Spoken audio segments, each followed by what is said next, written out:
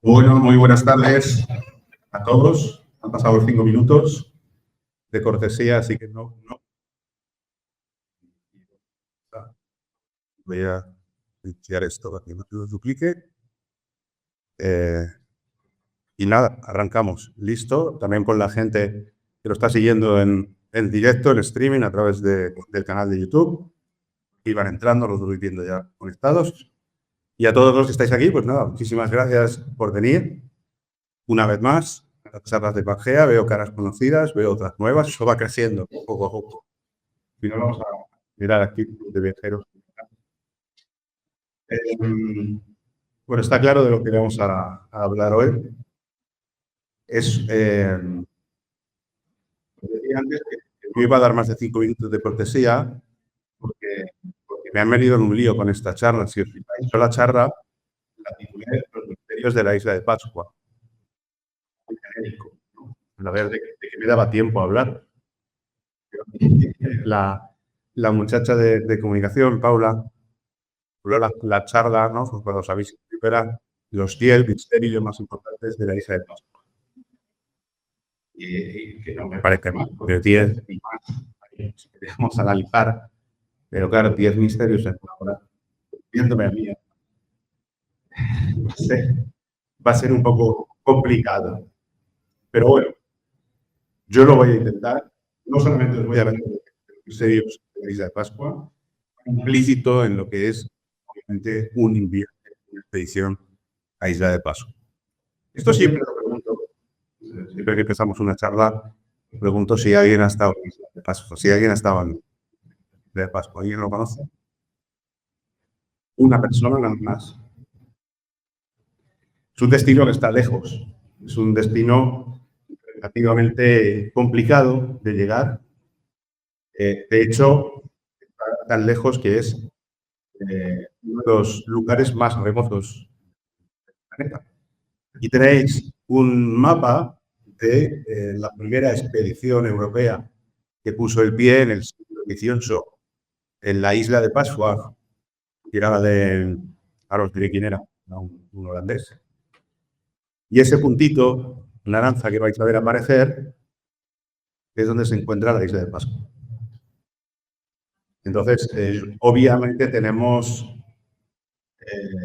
un vuelo largo hasta Santiago de Chile, luego desde Santiago hasta Hancaroa, el aeropuerto de la ciudad de Matavai, es el lugar donde aterrizan los aviones, porque no hay otro sitio en la isla. Esto ya de por sí lo convierte, como sabéis, en un lugar especial, diferente, un lugar. Este es el irlandés que os comentaba, que llegó por primera vez. Jacob Roderick fue el que le puso el nombre de Isla de Pascua. Me imagino que el nombre original en lengua nativa, todos lo conocéis, los que lo llaman Rapa Nui, no Rapa Nui. La lengua de Rapa Nui, la R siempre es suave, aunque esté al principio de la palabra. Y vais a ver que palabras que empiezan por él. Bueno, pues él fue quien le puso el nombre de Isla de Pascua, esta pequeña islita, que pese a su tamaño, si os fijáis, creo que es 146 kilómetros cuadrados de superficie, lo que tiene la isla, pues yo creo que junto con la ciudad de Lousa en Egipto, probablemente sea el lugar del mundo con mayor más los que quedan por descubrir. Y esto, como digo, ya lo convierte en un lugar pues, de por sí diferente. No voy a decir mágico, porque esa palabra lecturas, ¿no? Pero por lo menos da pie a muchas elucubraciones. Por supuesto, ha habido muchísimas preguntas, ¿no? A muchos conceptos y aspectos que aparecen en la isla de Pascua. Yo voy a intentar hacer un repaso muy general por los más importantes, de verdad, he conseguido 10, por lo reducido que los que yo considero que son los 10 más importantes, Y sobre todo son los guires que yo estoy convencido que habéis oído hablar de ellos, pero no estoy tan seguro que habéis oído hablar de las respuestas que la ciencia da. Porque es muy habitual en el mundo de la divulgación que nos lastre el documental con los misterios y ahí se quedan las preguntas. De hecho, en los documentales de misterio, el 80% del relato del guión son preguntas. ¿Qué ocurriría si? Y es posible. ¿Puede que los aliens hayan hecho esto? Y luego la respuesta siempre es, Uralito cree que sí. Y con eso ya va en el documental. Bueno, aquí yo lo que voy a intentar es haceros una especie de puesta al día de lo que realmente a día de hoy conocemos sobre Isla de Pascua y lo que podemos encontrar, obviamente, a Luis estaba aquí hablando con Xavi, uno de vosotros, y hablábamos en Tocariki, que se llama Tocariki, y que había salido el sol, que es uno de los lugares más impresionantes de la isla, para ir a ver las estrellas. Enfrente justo de la cantera del volcán Araratu. Y bueno, obviamente os he puesto esta fotografía porque yo creo que demuestra muy bien o plantea muy bien el concepto principal del misterio de la isla de Pascua. Enseguida a todo eso se evoca el Moai, ¿no? Todo el Moai, cómo se hallaban los Moais, cómo se movían los Moais. Son importantísimos los Moais, tienen hasta un los Moais, pero luego en realidad la gente no sabe. Bueno, vosotros sabéis lo que es un Moai. Por lo tanto, si me acompañáis en este viaje, pero comenzamos desde este viaje ficticio, pero en la sangre, también eran plagas, pues vamos a ir resolviendo algunas de las dudas más importantes. Y no solamente pretendo dar alguna respuesta, sino que lo que pretendo es contaros mi propia experiencia. Cómo yo he llegado a resolver o a esas dudas. La primera de ellas, y yo creo que procede que empecemos por esta, es fueron los primeros habitantes de dónde vienen. Porque estoy convencido que habéis oído varias hipótesis. Probablemente todos habéis oído hablar de Heyerdahl, un antropólogo, explorador noruego, que propuso una teoría bastante rompedora. Y además lo hizo de una forma completamente aventurera y ahora os lo enseñaré. Pero si debemos ceñirnos a las evidencias, deberíamos empezar a hablar de lo que se llama el triángulo de la Costa. Isla de Pascua es la esquinita más oriental de todo el espacio compuesto por islas de cultura maorí, que hacia el norte tendría su pico en Hawái, y hacia la parte más suroccidental de Nueva Zelanda. Pero claro, luego también tenemos, lo que está marcado en el mapa, también tenemos las islas de Melanesia y las de la Micronesia. Cuando hablamos de Isla de Pascua, decimos que Isla de Pascua es el lugar más remoto, más aislado del planeta, es el lugar más lejano de nuestra costa en todo el planeta. No significa que no exista un posible canal de conexión con otros lugares que les hayan permitido recrear la cultura. Obviamente, todo ese corredor de islas que estamos viendo, desde Tuvalu, Samoa, Cuba, más que hay de medias, ¿no? De hecho, os he marcado 2 puntos aquí en este mapa, que ahora hablaré de ellos, y como veis están medios, incluso uno de ellos todavía más cerca de la isla de Pascua, son las islas de Pitcairn, se llama. Pues en realidad esto lo que conforma es un corredor de pequeñas islas que sí están alejadas una de otra, pero que para una cultura de navegantes, como eran ellos, conocedores de las corrientes marinas, conocedores de las rutas de las aves migratorias, conocedores de las estrellas, o eran, pues les previvía perfectamente navegar ese espacio.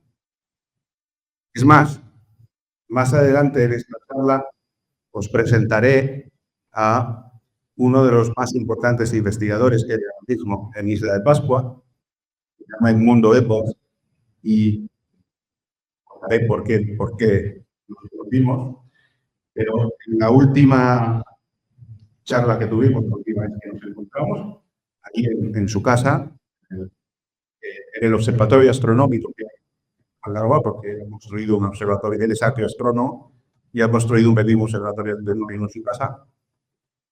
Estuvo dándonos una especie de masterclass improvisada sobre las últimas excavaciones y nos confirmaba que la gente de toda la zona de Polinesia, concretamente la gente de Pascua, no solamente venían de la Polinesia, sino que sus orígenes estaban en Japón.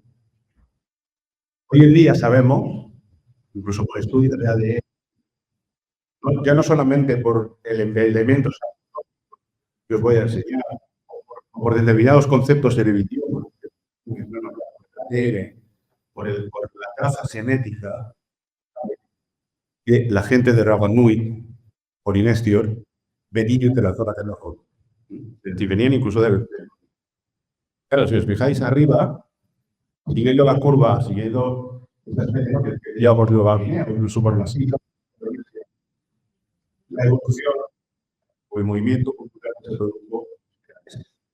Y como os digo, hay evidencias arqueológicas de ello. Estos dos puntitos que os he marcado, tanto Tahiti, Tahiti, en el Rapa Nui, Tahiti, y el otro que está más cerca de Isla de Pascua es Pitcairn. Y sabes porque allí hemos encontrado distintos yacimientos de este tipo. La estatua que en esta imagen estáis viendo a la izquierda es un Moai de Isla de Pascua. Yo tengo mentira que si la pongo en otro contexto, no me decís que es un Moai. Es que hay muchos tipos de Moais en Isla de Pascua. Y quién lo haya construido. Es cierto que el Moai de la izquierda es un caso bastante raro. La misma cantera del Danor a la vuelta, no está en la falda donde estaban las grandes excavaciones, pero precisamente para que encuentro quien encontró este pequeño Moai, con los lados abajo, y levantar. Y tiene la peculiaridad de, bueno, ya se lleva las manos del ombligo, pero parece que está arrodillado. Está arrodillado. ¿Qué tenéis a la derecha? Es una estatua de Tahiti, de la isla de Tahiti. Se ve perfectamente en los puntos que tienen evoluciones que parecen comunes. Y si lo llevamos al terreno un poco más doméstico, de alguna manera, tanto en Tahiti como en Islas Marquesas, como en estas Islas Pitcairn, encontramos este tipo de estatuas que no conservan la cabeza, no conservan la parte superior. De hecho, la altura de la izquierda de Tahiti y la de la derecha. Pero vemos perfectamente manos juntas, los deditos, sobre el ombligo. Eso es la estatua de la derecha, el puntito del ombligo. Es algo también común con Moai de Isla de Pascua. Como os digo, todo esto está perfectamente documentado. Y como digo, esta es una información que en el último viaje que hicimos el año pasado nos facilitó el mundo de Moai, que es el señor que veis a la derecha. Es un señor ya bastante mayor, pero yo de mayor quiero ser como él. El que veis a la izquierda es Enzo Moglia, que es su colaborador en esta Binarquía Astrónomo, es un colaborador del Observatorio Astronómico. Y bueno, cuando vamos para allá, hacemos siempre todo lo posible por quedar con ellos, reunirnos con ellos, cenar una noche con ellos. Y bueno, esa noche hay un punto de cambia la forma de entender, ¿no? Obviamente, una charla, una hora expedia, y cambia completamente la forma de cómo se debe entender la cultura. Pero yo os mencionaba también este personaje, Prof. Heyerdahl, que me imagino que muchos en el año 1948 estuvo haciendo una tesis doctoral sobre habitantes de Polinesia, trabajó durante muchos años en Isla de Pascua. Tiene un libro maravilloso que cuenta sus expediciones de Isla de Pascua. Ahora hablaré de qué son los Pascua. Y en el año 1948 él propuso una teoría bastante, no voy a decir roca, pero sí, obviamente estudios de ADN por aquel entonces, y él se fijaba en determinados conceptos, sobre todo arquitectónicos, también a nivel de pensamiento, actividades que parecían estar vinculadas con el Sol. Yo lo que propuso es que los habitantes de Isla de Pascua no tenían descensores polinesios, sino que tenían americanos. Llegaban desde Perú. Era alguna especie de cultura pre-inca, ¿no? Y de hecho, de muros incas en la Isla de Pascua. Claro, el gran inconveniente es que hacia el oeste tenemos ese corredor, ese camino de islas que pero el este no. Hasta que llegas a Chile, claro, hacia el norte, derivarte para ir a Perú. ¿Cómo demostrar esto? ¿No? Él intentó, y ahora sí. Entonces, esta teoría y lo que le argumentaron fue no se ha demostrado que se pueda navegar con tecnología química de Perú hasta Polinesia. Y dijo, pues, yo voy a demostrar que se puede. Me imagino que todos conocéis la historia de la expedición Conti. Creó una balsa y en compañía de otros se embarcaron yendo desde Perú a demostrar que se podía llegar navegando siguiendo las corrientes. Y lo consiguieron. Demostraron que se podía hacer. Echaron canuta. También escribió un libro que se llama Contigi. Es una aventura tremenda, os lo recomiendo a todos que lo veáis. Hay una película noruega también, bueno, pero yo recomiendo que leáis el libro. Y lo conseguido. Pero claro, esto lo podríamos enmarcar dentro de lo que se denomina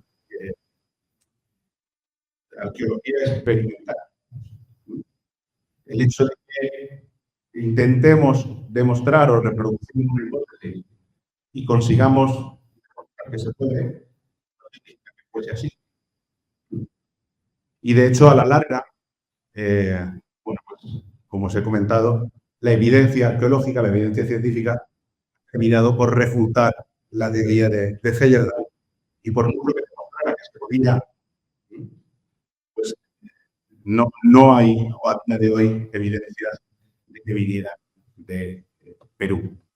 Lo cual nos lleva al segundo misterio, la segunda pregunta. Entonces, ¿por qué hay muros en la isla de Pascua que se parecen tantísimo a las construcciones incas?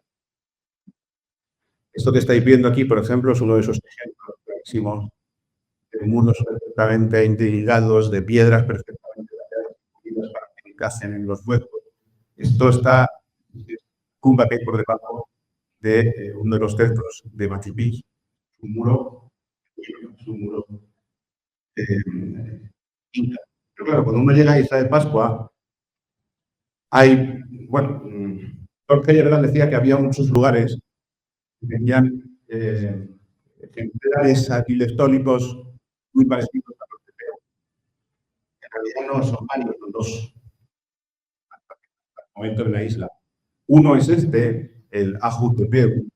Un Ahu, lo adelanto, el nombre que recibe este podio donde se colocaba todo encima los moais. Un gesto ceremonial, de esta bancada de piedra, los moais se colocaban encima. Bueno, pues este Ahu Tepeu, que está en la parte superior de la isla, occidental, si os fijáis, y esto se basa en una cimentación en varias piedras muy grandes y luego se rellenan los huecos entre esas piedras por otras piedras pequeñas, dándoles la forma. El otro lugar es el Ahu Binapú, que es tal vez un poco más perfecto a la hora de su construcción.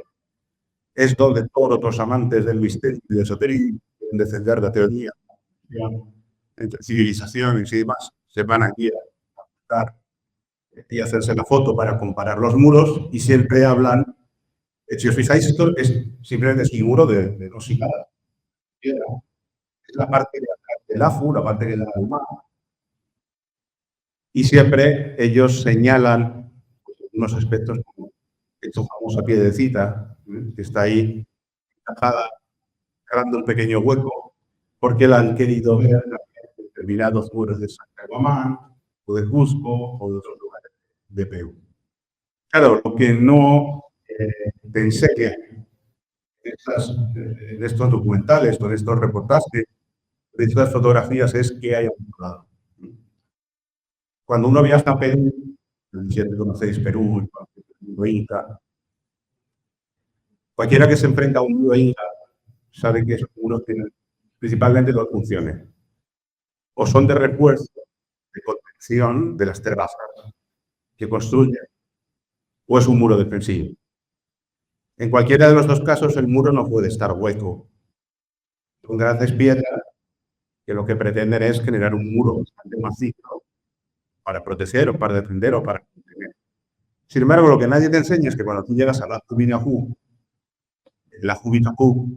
las piedras supuestamente con un recubrimiento estrechito, finito, tipo la imagen, por dentro es un relleno de tierra. ¿Por qué? Porque a ver, tumba. Muchas ocasiones los Ahu son tumba. Porque sí, es el lugar ceremonial donde se tierra lo que hiciste, donde se tierra lo que ha pasado. Por lo tanto, la realidad del muro, aunque se parezca, no es la misma. Pero aquí hay una cuestión que nos devuelve nuevamente a tanto a los general como al propio mundo. Porque cuando estuvimos hablando con él, una cosa que a mí me descolocó. Y es que Thor Heyerdahl, en cierto modo, tenía razón. Estos muros tienen influencia. Pero no porque una cultura inca haya venido a poblar la isla desde el sino porque esa gente que eran buenos navegantes no se detuvieron en la isla, sino que continuaron navegando y luego volvieron. No es que vinieran del Perú, es que de la isla fueron a Perú y ya tenemos evidencias arqueológicas de Polinesia, igual que tenemos evidencias de eso cuando llegan los europeos a la isla, encuentran, por ejemplo, lo que llaman camote, en la Patagonia, maíz incluso también, es decir, tenían productos que tenían que haber venido obviamente de América. Por lo tanto, Heyerdahl en el fondo parece que algo de razón tenía, pero no en el origen de la gente del campo, sino en, digamos, lo que se hizo fue valorar la capacidad de navegación de esta gente que sí que llegó a América y por lo tanto, el misterio de los supuestos muros incas parece que la arqueología lo resuelve o lo ha podido de otro punto de vista. Siguiente pregunta. ¿Por qué unos moais tienen ojos. Para esto lo más importante es entender qué es un moai. Ahora os contaré dónde se ubican qué son los as, por qué los moai se colocan encima de los as. Pero el moai en realidad tiene un carácter sagrado, sí, pero no tanto religioso como ancestral. Son representaciones de los antepasados. De los antepasados de cada tribu, de cada clan. Porque la isla, pese a que es muy pequeña, estaba poblada por muchos pueblos. Cada clan tenía repartidos un trozo de la isla. La isla es un triángulo, lo habéis visto. Era un dividido en sectores, desde el centro de la isla hacia la costa. Eran franjas ahora. Cada clan ocupaba su espacio.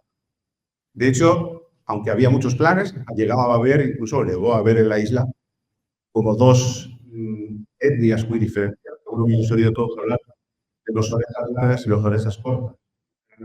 Como las dos razas más diferentes, milesios todos, pero de orígenes diferentes que ocupaban la isla y que acabaron muy mal, según la leyenda.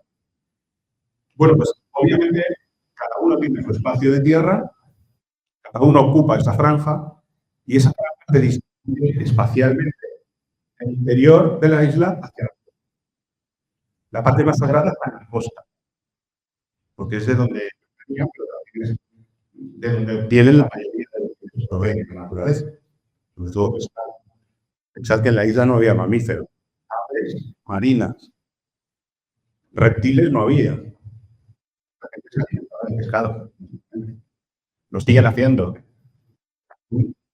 Se come atún espectacular. Para desayunar, para coger y para cenar. Pero sales de atún de aquí. Atún de aleta marina. Eso sigue ocurriendo. Y en aquella época era así. Por lo tanto, la zona más sagrada, pegada a la costa, era la zona pues de culto, de reverencia, ¿no? de ritual de cada uno de los espacios de la tribu. Delante de los moai, los ahu se colocan frente al mar. Y los moai se colocan encima de espaldas al mar. Están mirando hacia el poblado. Están mirando hacia la aldea. Lo primero que tienen es una gran plaza ceremonial. Detrás de la plaza ceremonial, las castas, las más grandes, más importantes, más cerca de la plaza, y luego se va para la... Finalmente, los bajos. Por eso yo siempre digo que los moai son la plaza del pueblo. O sea, es como el pilón en la plaza del pueblo, ¿no? Donde y donde está la iglesia. Y claro, mira hacia el interior, porque como ancestros está protegiendo a su gente. Están mirando hacia el poblado. No, el peligro no les va a venir del mar. De hecho, es bastante 18. Por el mar no vino nadie. El peligro les viene de las otras tribus, de los dos clanes, y esos ancestros vigilan y protegen a su comunidad, a su clan.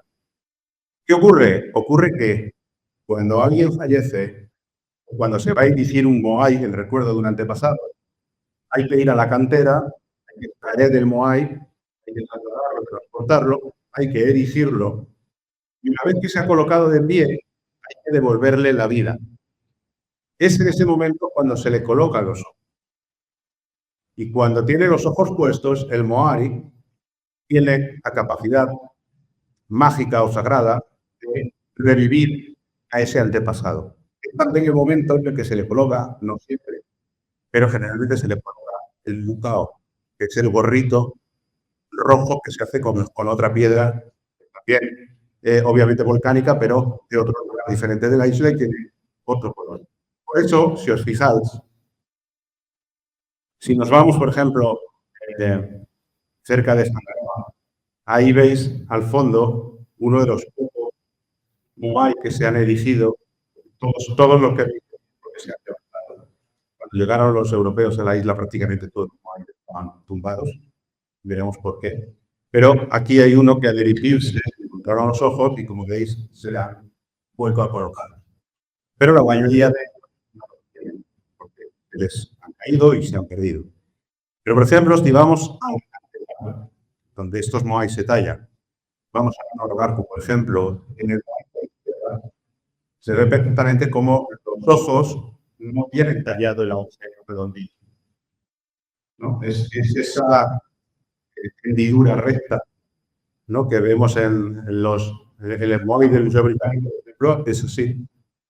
Y estamos acostumbrados a esa idea, esa tela grande, ¿no?, y esos ojos planos, pero en realidad esos moais están sin terminar. Cuando el moai se ha llevado a su emplazamiento dirigido, aunque hoy en día no conserve los ojos, ¿sabes?, la cuenca de los ojos ya está tallada. Lo cual nos da a entender que esta cuenca se talla cuando el moai ya se ha erigido en sí. Conserva el bucao, y se ve perfectamente el redondelito, ¿no?, el huequecito, el agujerito, para encajar el ojo de coral blanco. Por lo tanto, ¿por qué unos tienen ojos y otros no? En realidad todos tenían ojos. Cada vez que se han erigido ese ajuste de pie, todos tenían ojos, pero la mayoría de ellos no los conservan. Y los que no llegaron a estar erigidos, ni siquiera tienen la cuenca del ojo, porque no había llegado a ese proceso ritual de devolverle la vida. Si os fijáis en este mapa, se ve perfectamente cómo, no voy a decir todos, pero el 90 y mucho por ciento de los moais están alrededor de la costa, siempre de espaldas al mar, mirando hacia el interior. Y raros son los ejemplos en los que podremos encontrar un ajú en el interior. Tenemos algún ejemplo, aquí, lo veis aquí arriba, debajo del volcán Telemaca, a la izquierda, y que además ese ajú, el ajú aquí, que tiene 7 moais, es el único que mira al mar. Es el único que mira al mar. Pero, bueno, si os fijáis, os vuelvo a poner esta imagen de ese ajú Binapú, que yo os decía que esta construcción tan importante era efectivamente el recubrimiento de piedra que se le hace al ajú por detrás y nudo hacia el mar.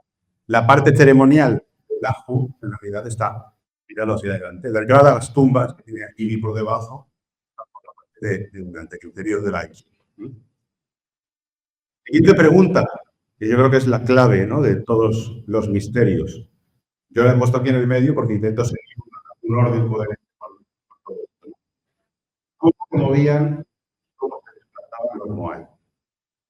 Yo aquí, evidentemente, tengo que ser sensato, sincero, y decir, no lo hagamos. Esto es como si me preguntáis cómo se construyó la pirámides en Egipto. Bueno, pues tenemos muchas hipótesis, tenemos muchos indicios, pero no tenemos una certeza al 100%. Con el desplazamiento de los moais ocurre lo mismo. ¿Qué es lo que sí sabemos? Bueno, sabemos todo lo que la cantera del volcán de Gran Uraraku nos ha ofrecido. En la ladera de la mitad de la ladera sur del volcán hay cientos de moais sin terminar, porque es de donde se extraía. Y lo bueno es que de todo moai tenemos todo el proceso de construcción. Y efectivamente, como ahora veremos, muchos de ellos están enterrados. Pero ¿cómo empieza el proceso? Bueno, pues hay que elegir un espacio de la cantera, un espacio de las grietas que nos permita desarrollar el tamaño que se quiere buscar, y simplemente, cuando una piedra golpeando otra, empezar a ir devastando la piedra volcánica. No es una piedra muy dura y, por tanto, se puede ir trabajando con relativa facilidad. El moai, cuando se talla, siempre, absolutamente siempre, se excava boca arriba. Esto, por ejemplo, es uno de los coltes que hay en la cantera del Ángulo de Bajo, y aquí veis perfectamente dos moais sin sacar de la piedra. Uno sí lo han sacado ya, pero el otro todavía está dentro. Siempre se tallan boca arriba. Y una vez que le tienen dada la forma, lo que hacen es excavar la parte de abajo con la intención de, daros en este, que es el más grande que se llegó a tallar nunca, no se terminó, más de 14 metros, 18, me parece que pide. Está obviamente en un valito, en la ladera de la montaña, en el lugar donde se excavó. Se ve el perfil, ¿verdad? La Tallico, a la serie, el perfil, y aquí se ve, de este lado derecho de la fotografía, el camino por el que han ido introduciéndose para ir separando de la roca. Lo que hacen por debajo es empezar a recortar hasta que queda simplemente una pequeña línea de roca que lo une al suelo, como si fuera la quilla del barco.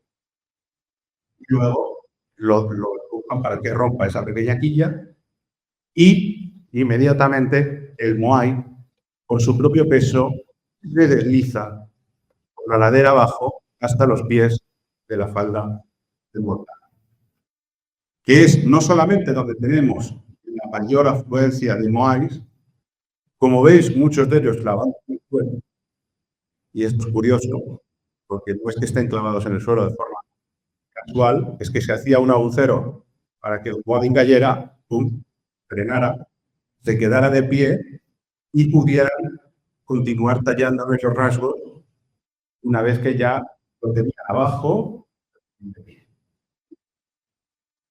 Claro, la gran pregunta es, entonces, después de esto, ¿cómo lo llevaban a 30 kilómetros de distancia?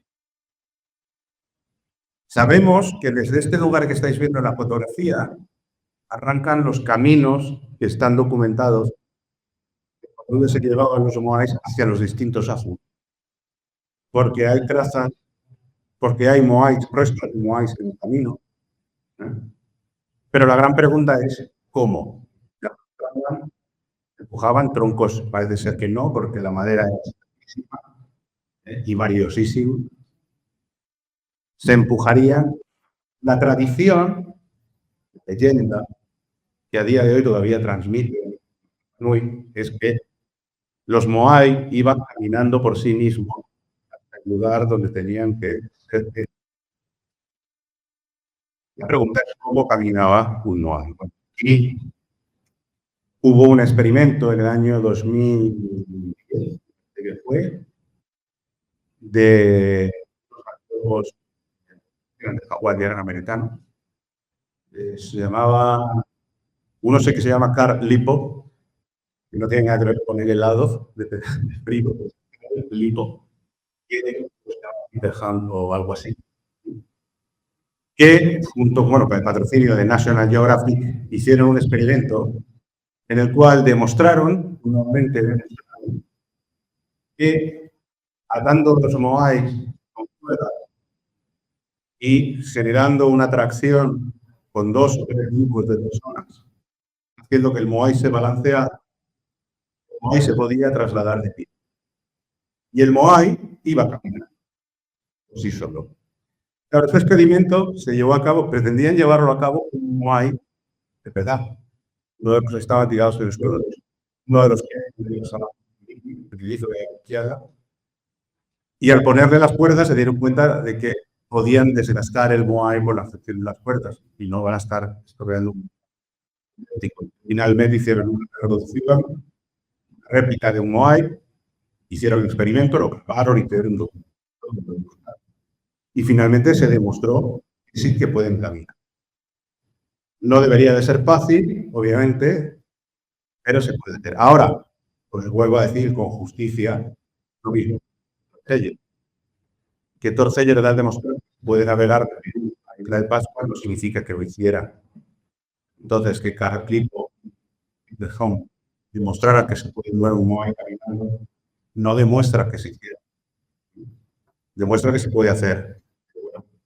Obviamente, el relato mítico de la leyenda de que los moais caminan cobra sentido desde esta perspectiva. Mira, mi guión, creo que se dedica a muchos formas. Porque, claro, la Isla de Pascua tiene insurrecto para que el moai vaya balanceándose hasta el Aju. Ves, hay colinas, hay rocas, hay laderas. Lo curioso es que los moais que se han encontrado de camino siempre se han encontrado abajo. Si vas tirando de él y te das cuenta que como ahí se queda para adelante, porque hacia atrás hay un equipo. Claro, lo que no puedes es llevar un Moai arrastra boca abajo, porque te cargas los rasgos de la carga. Por detrás es algo más plano.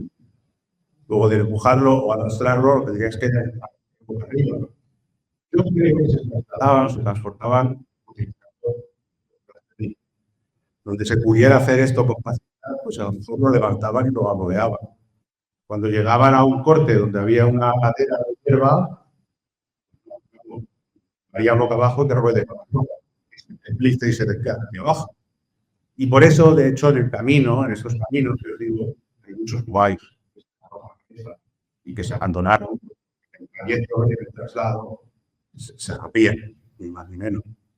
Por tanto, la gran pregunta de cómo se transportaban sigue todavía sin tener una respuesta, una evidencia científica que lo demuestre, pero hay hipótesis que plantean opciones. Y lo que la arqueología nos ha demostrado, que hay yacimientos como este, es que el Aju está sin terminar, el Moai se abandonó justo en el momento en el que el Moai llegaba al Aju y se conservan las rampas por las cuales se hacía subir el Moai. Si os fijáis, en Moai está boca abajo. Y a la izquierda está boca abajo. Y la rampa se eleva a la altura donde iría Moai para luego cerrar ese muro que tenemos delante.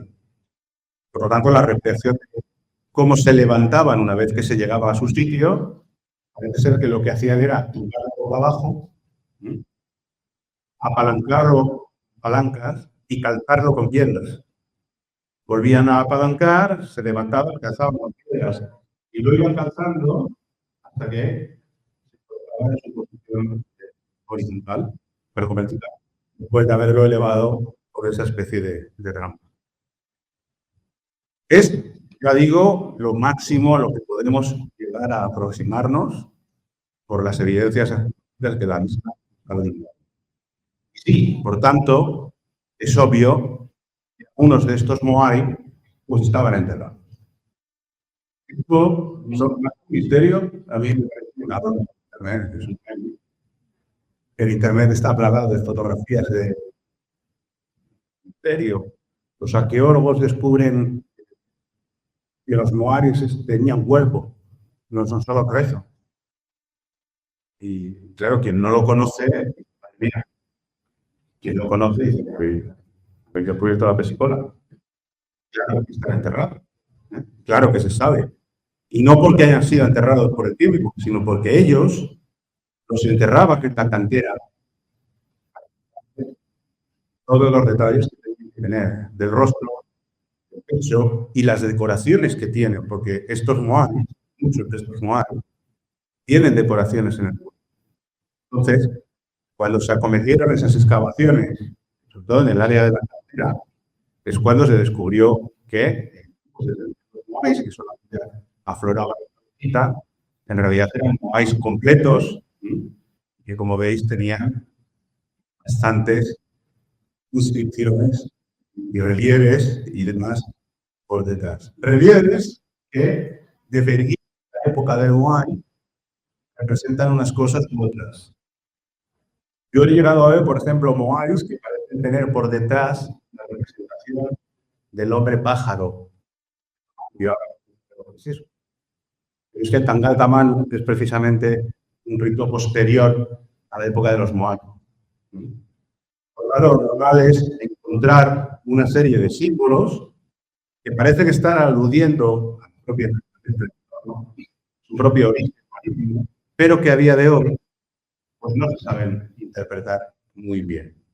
Lo que nos lleva de cabeza al siguiente misterio, porque aún no se ha podido descifrar la escritura Rongorongo. No es escritura, pero es hasta la fecha, parece ser, hay quien lo discute, la única escritura conocida en la Polinesia.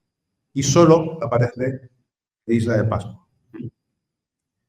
Esta escritura, como veis, son como si fueran una especie de símbolos, ahora os los enseño, y siempre están excavados, hallados, mejor dicho, sobre tabrillas de madera, porque probablemente era el material más valioso de la isla.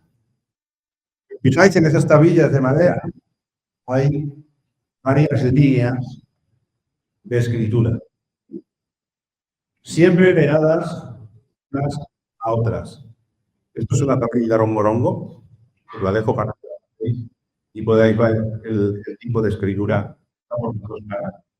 Y si ahora cuando la vayáis pasando vais diciendo que son líneas horizontales donde los signos se van agolpando uno con otro por las dos caras. ¿Cómo se lee? No lo sabemos. Es ideográfico, es pictográfico, es fonético, no lo sabemos. Ha habido estudios, muchísimos, filólogos que lo han estudiado, muchísimos, catalogaciones que se han hecho, tanto de las tablillas que conservamos, como de los signos que aparecen. Por supuesto que sí, se conocen, se han, como veis, numerado, se han estudiado, se han interpretado, pero a día de hoy seguimos sin saber. ¿Por qué?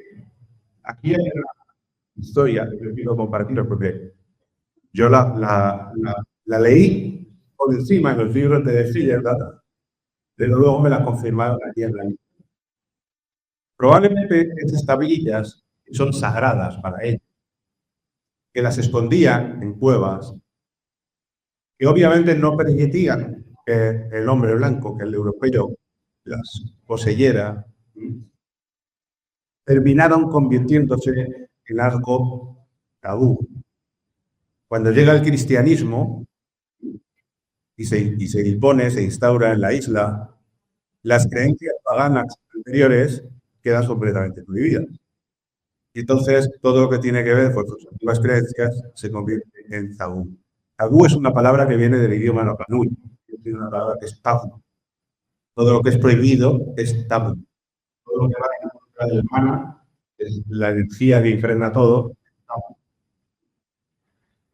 Lo curioso de estas tablillas y de estos textos es que primeros exploradores, Catherine Rowland, a principios del siglo XX, Heyerdahl incluso, intentaron encontrar gente en la isla que supiera leer, supiera interpretar. Y parece ser que en la isla había gente que sabía leerlo, no lo querían leer. ¿Por qué? Porque era tabú. Según cuenta Heyerdahl, tuvo que insistir para conseguir que uno de los ancianos se decidiera a leerle una de estas tablillas. Y lo curioso es que cuando empezó a leer esta tablilla, la leía inspirado. Le daba vueltas. De ahí se dedujo que la escritura empiezan en estas tablillas, vuelvo a la imagen acá, se empezaría a leer de arriba, perdón, de arriba abajo, de izquierda a derecha, pero cuando se llega al final hay que dar la vuelta a la tablilla y leer la primera línea del otro lado y volver a dar la vuelta a la tablilla y ir leyendo dando vueltas. Pero la pregunta es, ¿y este señor que no leerla, por qué finalmente al aceptar leerla la leía así? Porque sabía lo que nos da pistas de qué es lo que está escrito en ellas. Por resumíroslo, por hacerlo fácil, que vosotros hoy en día estuviera prohibido el cristianismo, pero todos hemos tenido un pasado cristiano. Y de repente traen una estamita, alguien que no lo sabe leer, y le dice, léeme qué pone aquí. Y tú, padre eso, dices, yo esto no lo leo, está prohibido. La que me va a caer es tremenda. Pero si finalmente te convencen para que lo leas, tú vas a coger la estampita y vas a decir, el Padre nuestro, porque te lo sabes. No tienes que leerlo. Por lo tanto, probablemente los textos que aparecen en las tablillas de Ogorongo son ese tipo de textos. Algo que algo que era sagrado, algo que se fue de alguna forma prohibiendo, ¿no?, con la llegada del cristianismo, y que quedó relegado a sus propios cultos y escondido en las cuevas por otros objetos sagrados de sus antepasados. Por lo tanto, no sabemos a día de hoy leer lo que pone, pero parece ser que pertenece a uno de esos misterios que tienen que ver con las leyendas, creencias relacionadas con el karma, relacionadas con lo que está y relacionadas con los actos. Lo que nos lleva al siguiente misterio. ¿Qué son los Huayna Cábala? Una de las cosas que más llama la atención cuando uno llega a Rapa Nui y te das cuenta de que la isla está llena de este tipo de figuras grotescas que parecen como si fuera el puerto. Aquí tenéis un Cábala.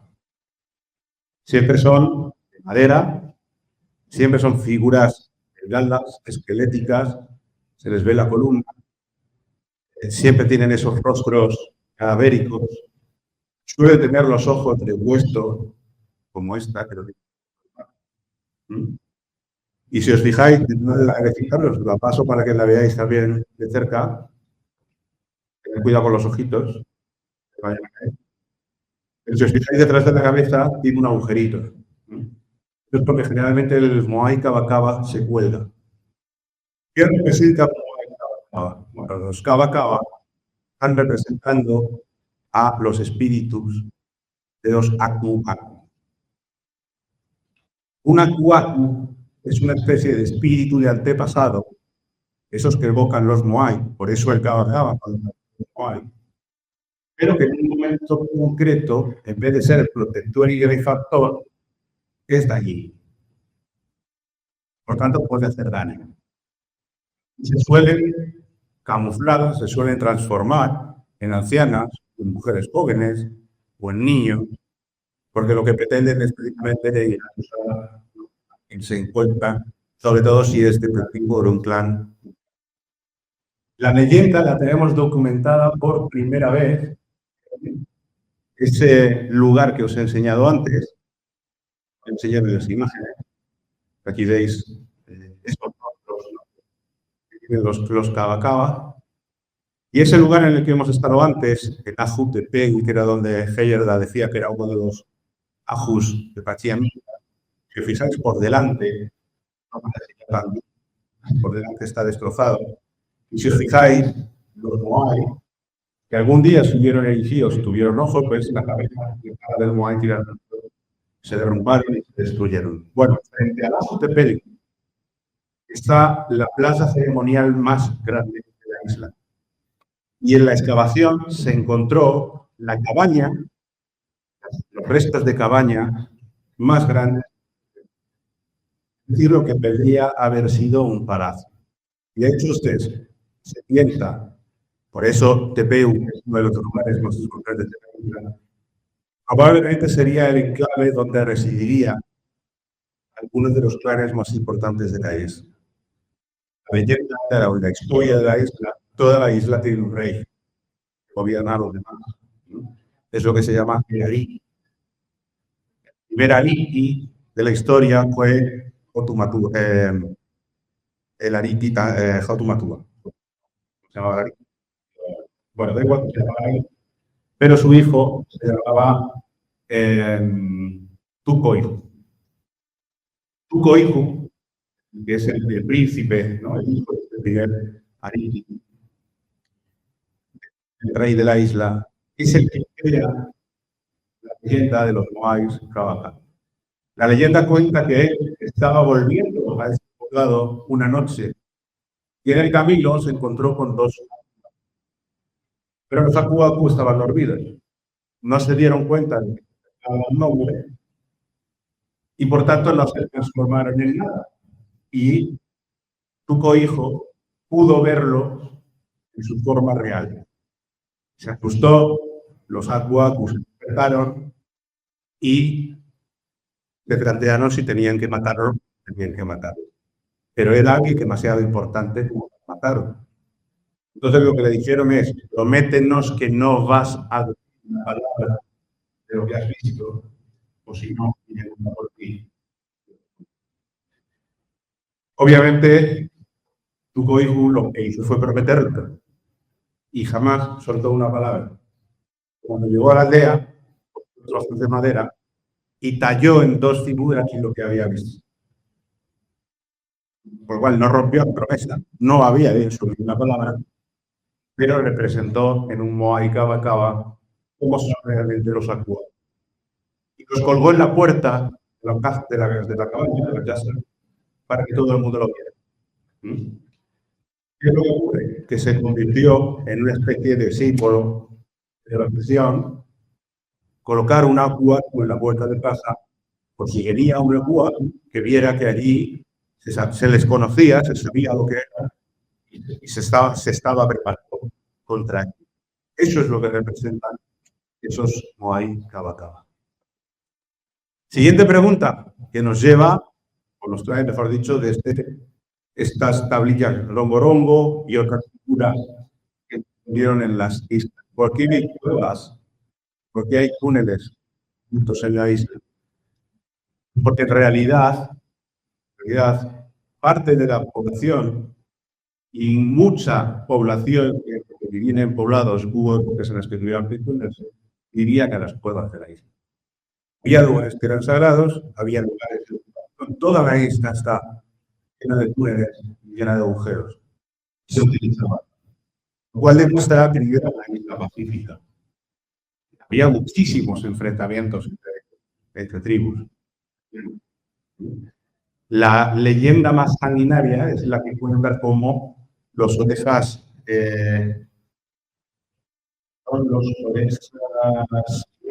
acabaron concretamente en el volcán de Hoy, que nos reunieron todos allí y habían excavado una parte entera para que no pudieran salir de esta zona de la isla. Y lo que hicieron fue bordear por detrás, matarlos y empujarlos a todos hacia esa trinchera y prenderles fuego. Una gran matanza y además se llevó a cabo gracias a traidores que hacían. Bueno, pues esto explica que la isla está llena de cuevas. La única persona que había y visitaste cuevas. ¿Por qué? Aparte de porque hay que meterse por este tipo de agujeros, son oscuras, no se les suelen enseñar a los turistas. No se les suele enseñar a los turistas. Pero para mí hay cuevas y que hay que conocer y que hay que visitar. Y por supuesto, en este viaje del mes de julio tenemos Mecanenga, tenemos varias cuevas como esta, porque uno no se puede hacer una idea de la cultura de la isla si no sabe que hay una mitad de la isla bajo tierra y que es subterránea. Hay zonas que se pueden visitar, hay zonas que son relativamente más fáciles y más accesibles, como estáis viendo. Hay otras zonas que están inundadas y que pueden llegar o pueden pasar, pero y más si habéis leído a todos ellos la conocéis la importancia de estas cuevas, la mitad de la población vivía en estas cuevas. El tipo de asentamiento que había dentro de las cuevas eran una sociedad de un punto troglodita, por lo cual, por muchas cabañas en la superficie, muchos palacios, no podemos llegar a entender a Rapa Nui si no conocéis las cuevas de Utum. ¿Y qué había en estas cuevas y en estos túneles? Todo lo que la arqueología no lo encontraba en superficie. ¿Por qué no había divinidades? ¿Por qué no había representaciones de escritura? Porque estaba todo guardado, todo escondido, en cuevas escondidas. En ocasiones tienen que existir las cuevas. Incluso algunas se perdieron en el tiempo porque ni los propios descendientes llegaron a saber dónde estaban las cuevas de su familia. Algunas están inaccesibles en acantilados, pero es que toda la isla está repleta de este tipo de... Como os digo, todos estos elementos terminan en dos momentos culminantes. Son los dos últimos misterios que os voy a comentar. Primero es el del Tangatamán, el hombre pájaro. Antes os decía también, antes de empezar, que en esto no me voy a detener mucho porque en el canal de YouTube hay una charla específica sobre el mito. Igual que hay una charla específica sobre las orientaciones astronómicas de todos los mares. Pero sí que os quiero comentar cómo funciona esto. ¿Por qué? Porque el mundo del misterio, cuando habla del mito, habla de algo completamente esotérico. Y para nada. El mito del hombre pájaro, el Tangatamán, responde precisamente al momento final de la ficción de Rapanui. De hecho, el mito del hombre pájaro se descubre en el siglo XVIII, un poquito antes de que llegaran los europeos. Y probablemente es lo primero que se encuentran los europeos cuando llegan, y es lo primero que les impacta, ¿no? ¿En qué consiste el hombre pájaro? Porque hay un lugar sagrado al sur de la isla, justo en el otro volcán, Boike. Pues justo el otro, el Boike, el Rano Rara, que es el que tiene la cantera, pero abajo, la esquinita de abajo de la isla, es el gran volcán de Rano Cao. Y en lo alto del Rano Cao, en el borde del cráter, hay una aldea, la que estáis viendo en la imagen, que se llama Orongo. Es una aldea que se conserva muy bien, porque no era una aldea habitacional, era una aldea ceremonia. Una vez al año, los chamanes, los subían a Orongo con los jefes de cada clan y con los candidatos a Tangatamanu de cada clan. Y empezaba una especie de competición deportiva y de política. El que ganara la competición sería el Tangatamanu. Y su rey, su jefe, gobernaría la isla. Era una forma de establecer el gobierno de la isla de una forma menos violenta, por decirlo así. Por eso todos los alrededores de esta aldea de Orongo están completamente cubiertos de lo mismo, ¿no? De representaciones talladas en la roca de esos hombres con cabeza de pájaro. ¿Por qué se llama hombre pájaro? Bueno, porque en realidad la competición consistía en celebrar el rito, los competidores tenían que bajar al agua del volcán.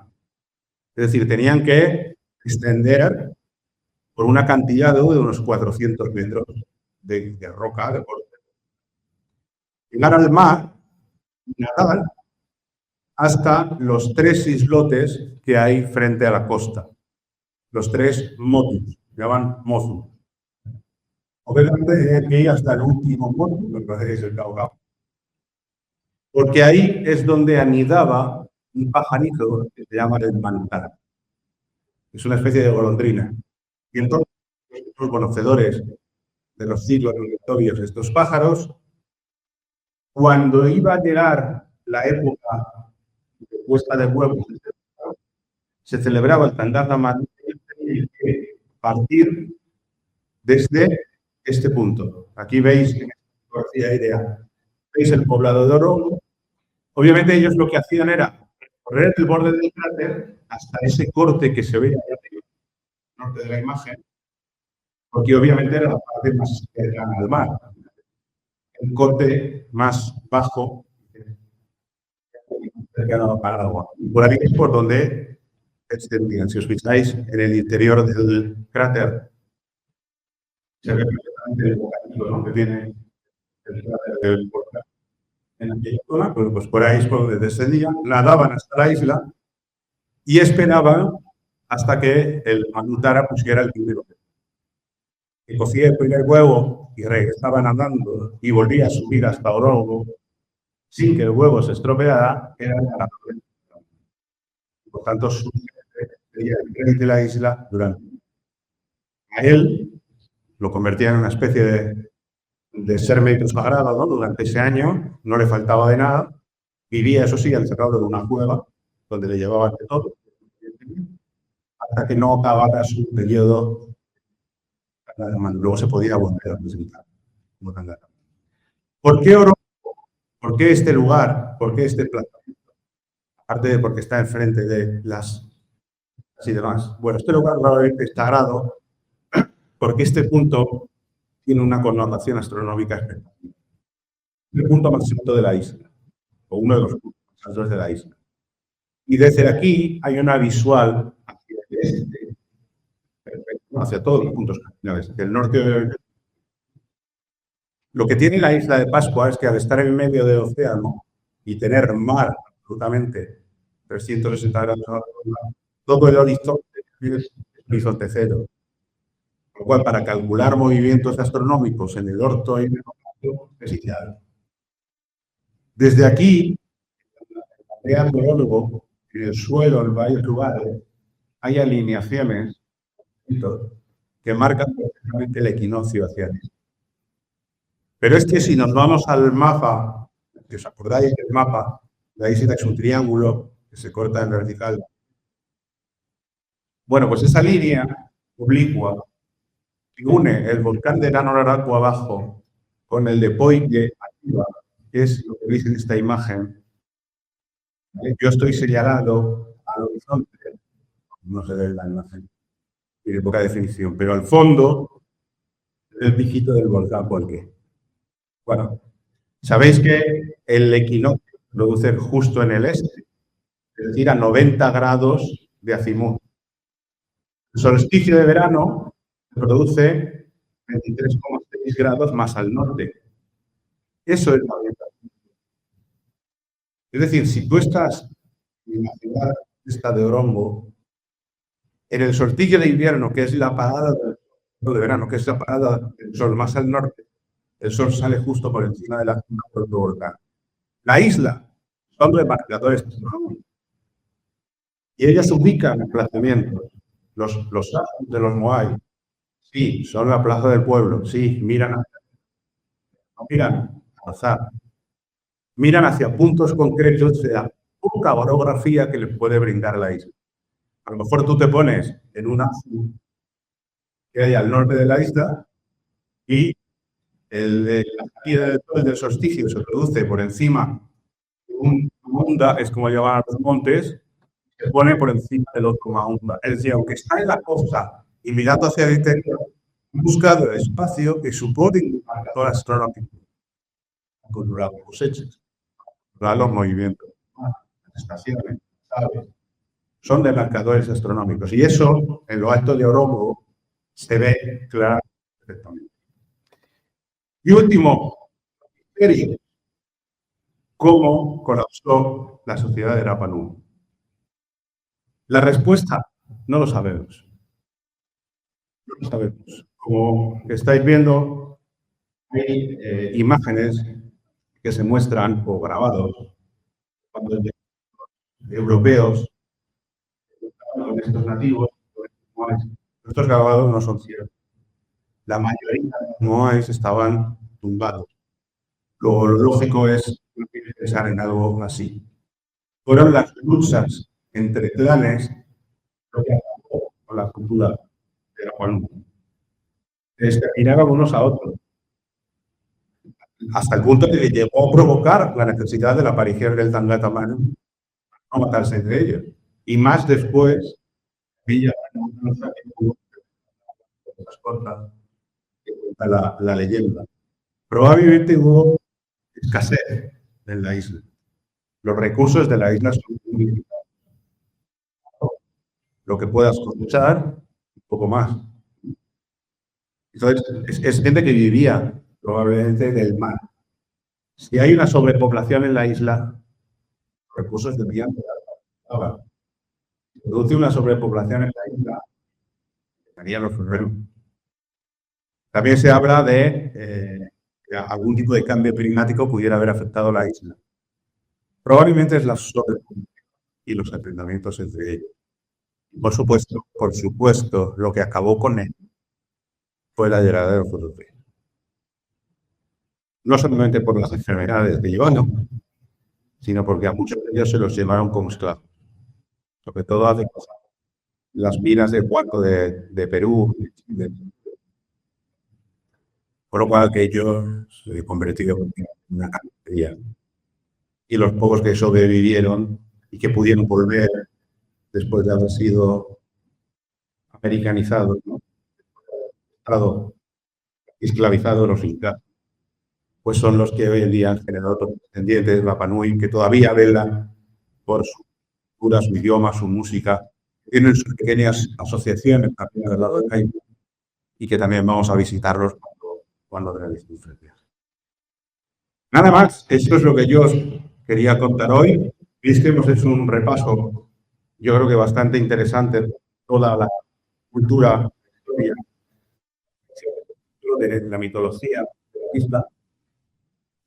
Pero como hablaba antes con algunos de vosotros, o sea, uno no es consciente de la magnitud de esto. O sea, cuando tú pones los pies en la isla y de repente miras a tu alrededor y lo ves claro, porque los países se miran en todas las partes de la isla, porque tú ves hacia los que miran, vas a Abu Bakr y ves esos 7 que miran hacia el mar, que representan a los ancestros de los primeros reyes que llegaron a la isla. ¿Vale? Son los 7 exploradores que mandó Hotumatua para que encontraran la isla. La leyenda cuenta que Sarai, ya de una tierra mítica, tuvo un sueño en que la tierra se hundía. Tuvo una especie de que se llamaba. Perdón, me estáis pidiendo muchos nombrecitos, pero no. Aumaca. Aumaca tuvo una especie de viaje astral convertido en pájaro y sobrevoló la isla de Pascua. Y entonces le dijo al rey: hay una isla, hay una tierra hacia el este, que encontraron la isla de Pascua y volvieron 6 para decir dónde estaba. Se supone que el Ajo aquí lo que muestra son esos 7 primeros exploradores que llegaron a la isla, que miran hacia el mar, que miran hacia el mar del que venían. Pero son los únicos que están en el interior de la isla mirando el mar. Cuando tú llegas allí y te alojas en el Ajo, ves hacia donde miran o recorres las cuevas, o después o recorres los yacimientos que hay en las canteras, que no son las piedras para acá. Te vas a Cunapao, les tallaban los paos, todo. Primero, los misterios se desvanecen, misterios esotéricos. Los arqueológicos siguen vivos. Pero claro, te centras en los arqueológicos. Y allí hay una cultura impresionante, con unos conocimientos impresionantes de astronomía, de navegación, que por desgracia los moáis en los documentales misterios nos han ocultado, nos han eclipsado, nos han dejado revelados a las. Así eso lo movían extraterrestres, no lo llaman extraterrestres humanos. Y es un imperio. Porque os garantizo que la cultura que hay allí en la isla de Pascua es, para mí, sabéis que yo soy psicólogo, que académicamente, pero no me importa, sinceramente. Comiendo atún y excavando todos los misterios que tiene la isla, no, firmo. Sí. Nada más. Este quedaba para el día 6, en julio, quedan 2. ¿Alguna queda? Si tenéis alguna duda, alguna pregunta, podemos responder. Sí, sé responderla.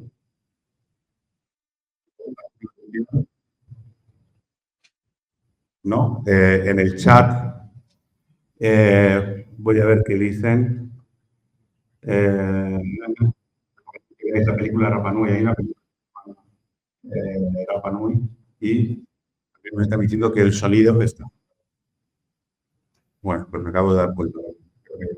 Ya te he podido escuchar bien en el vídeo.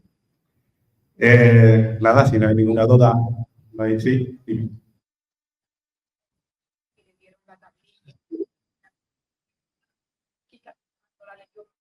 la recitó. Era una especie de letanía religiosa.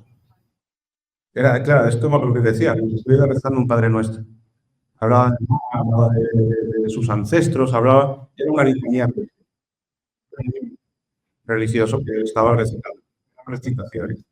Probablemente eran de estos religiosos que se escribían en esas tablillas de madera valiosas, raras, que actuaban como, así como liritos, como que lo recitan. De su religión, claro, de su creencia, de sus divinidades, que son maoríes, son de su religión maorí, ellos creencias hacia el sol, sobre todo hacia el mala, ¿cómo se llama? El dios este enorme que lleva pero grande. Maui es una de las divinidades maoríes más importantes y bueno, tenían varias. Pero todo esto se le parece con la idea de decidir. Nada más. Nada. Un placer haberos visto a todos. Gracias por ir haciendo crecer esta comunidad de Club de Viajero. Gracias a los que habéis estado conectados online. Y nada, nos vemos aquí, el día 6, dentro de 15 días, el 6 de marzo. Vamos a hacer otra charla aquí. Y en este caso sí nos vamos a ir a Egipto. ¿Se ha visto libro? Ayer se anunció el descubrimiento de la tumba del rey Tutmosis II. La única tumba de dinastía XVIII que faltaba por colocar. Y se ha encontrado la tumba de Tutmosis II. Ayer estaban todos los influencers en internet corriendo como locos a contarlo. Yo prefiero esperar y voy a intentar hablar con el director de la excavación a ver qué le cuenta. Y con calma el día 6, aquí si venís, si no, online a través del canal, pues os contaré lo que sabemos del tendréis el enlace para registraros, si queréis registraros y venir, o para el. Nos vemos dentro de 15 días.